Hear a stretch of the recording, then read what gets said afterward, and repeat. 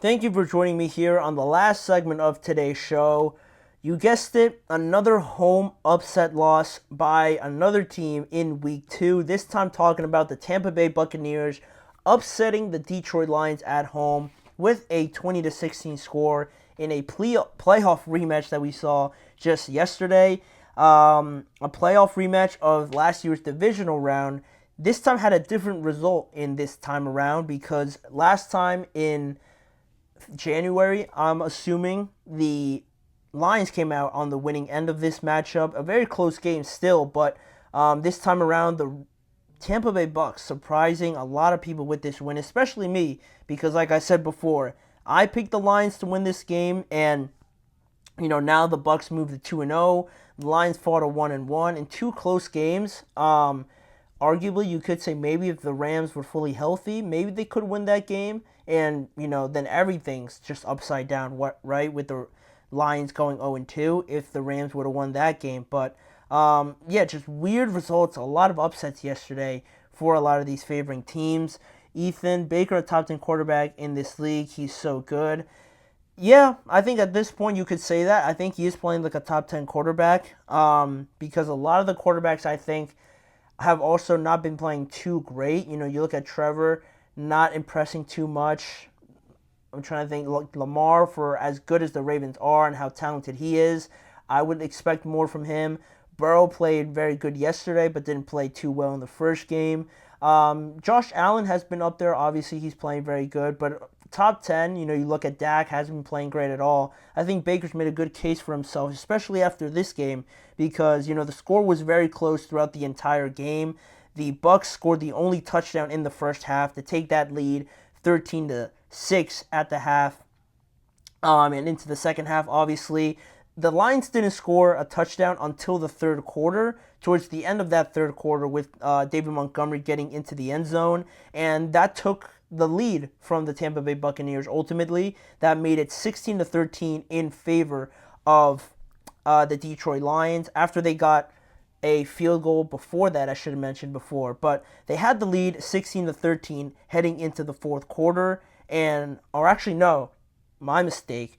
They didn't take it into the fourth quarter because with about 40 or 30 seconds left in that third quarter, Baker responded from that touchdown drive from the Lions with his own, with an 11-yard rushing touchdown to end the third quarter now officially, 20-16 after three quarters, and then no points were scored in the fourth quarter. Detroit failing to convert on a couple of fourth down plays, and the Bucks defense really holding strong in this one. They win it 20-16 overall, and then other than the connection to Chris Godwin, which he finished the day with 7 receptions for 117 yards and a touchdown as well, the Bucks really weren't moving the ball all too great. It wasn't until that moment from Baker Mayfield where they kind of string together a drive in the third quarter and he capped it off with that 11-yard rush.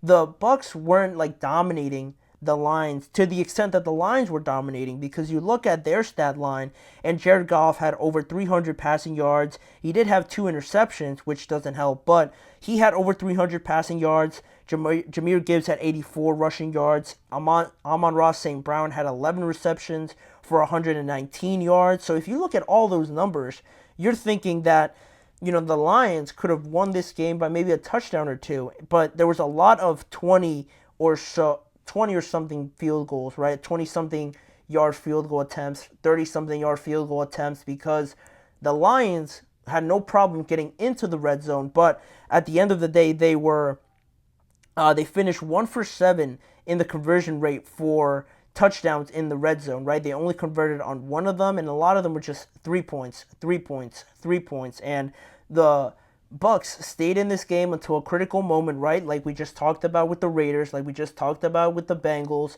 They stayed into this game until that critical moment, and they won all those critical moments, right? Baker running it into the end zone, and their defense just continuing their dominance throughout the entire game in the red zone. Going back even to the Eagles at the start of this show, right? Back until their game with the Packers. Dominant defense in the red zone, only giving up 3 points to stay in the game, control the fire, right? Just bend, don't break, ultimately in the end.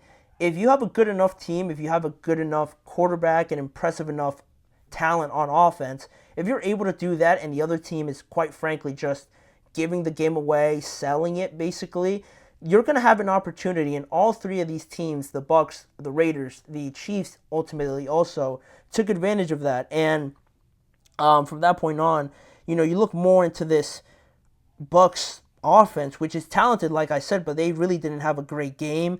The running game was okay from Rachaad White and Bucky Irving. Only Mike Evans, he was the only wide receiver to have more than one reception outside of Chris Godwin.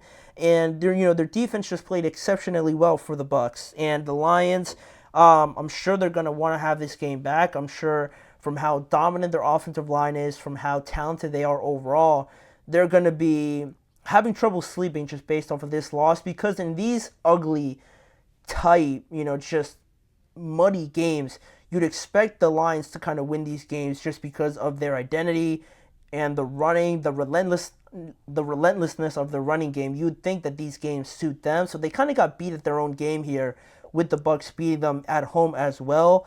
But this kind of brings up the question now: how impressed are we with the Tampa Bay Buccaneers now, and are they for real? I know the question came up of the Saints being for real before, but you could say the same thing about the Bucs. Are they for real now after beating the Commanders comfortably at home, with a better offensive performance, and now this time showing their, variety of this football team on the other side of the ball with their defense, stepping in now as the dominant side of the ball. Their offense not really all there, not as efficient as they were in week one, but their defense just, coming in to save the day, holding down the Lions offense. And are the Bucs for real now? To give my answer, I would say I want to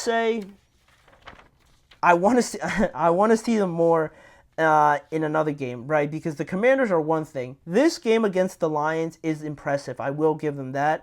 Like I said before with the Saints, the win and the way that they beat the Cowboys in Dallas was impressive. Now, next week, when the Saints take on the Eagles in Philadelphia, that's going to be the epitome of a great litmus test for them to potentially go to 3-0 if they beat the Philadelphia Eagles. And similarly for the Tampa Bay Buccaneers, they play the Broncos next week. I expect them to win that one. They should be 3-0. But then afterwards, ironically, they also play the Eagles, this time in Tampa Bay, in that rematch of that wild card round that we had last year's playoffs, where the Eagles, I'm sure they're going to be wanting their revenge to kind of avenge that loss that they had in the playoffs. So it's funny how they will play the Eagles and see how well they match up against them. So not yet. I think I'm still holding off on the Bucs to really say that they're for real, because for real to me is having a chance to win the conference championship, and I don't know quite yet if I'm ready to put them up there with the Eagles or the 49ers or even the Lions still to this point. I think the Lions, I'm not really worried about them. They just had a rough game. They're not going to go 1 for 7 a lot, if ever, again in this regular season from a touchdown to field goal conversion rate. So I'm not too worried about them. They just had a rough game. I'm more impressed with the fact that the Bucs came in here because of what I saw in week one and how dominant their offense was, to kind of see their defense take over. I was very happy with that. And to do it in a hostile environment as well, to block out all the noise and just shut the opposing offense down, I think was very, very impressive. Now, this division could be flipped on its head, right? If the Saints win next week, if they're 3-0, the Bucs are 3-0, and potentially the Falcons and the Panthers are 0-3, right? Because if the Falcons lose tonight and they lose next week to the Kansas City Chiefs, they could be 0-3. And that would be just completely out of left field, saying that the Saints and the Bucs are 3-0, and the Falcons, who everybody was so high on this year, be at a spot where they're 0-3. So still a lot to be played out before that scenario is a reality, but it's kind of trending towards that, right? I'm liking what I see out of the Saints. The Bucs, after another big win, also, putting their hat in there as being a serious threat this year, but not for real. I'm getting there, but I need to see it a bit more out of the Bucs. I still have some questions about the running game and how much pressure they're able to generate to opposing quarterbacks, but they're 2-0. 2-0 is 2-0. I don't care how you get there. if you're there, there's a good reason for that, and hopefully they continue to keep this momentum going heading into next week.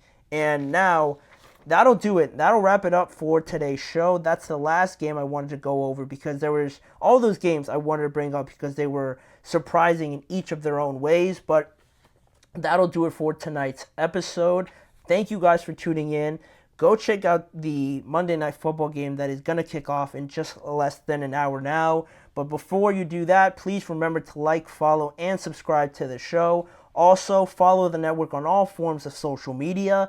And check out more of the GSMC Chip Shot Football podcast on both YouTube channels for a bunch more variety in the type of content that you have around the NFL and this show covering all the stories and headlines around this great league. And if you like more of these live shows, tune in every weekday at 6:30 p.m. Eastern Time to catch more storylines and NFL topics with me, Manny Mardiaga, as your host. Thanking you for joining me on today's show, and I hope to see you guys back here with me again tomorrow.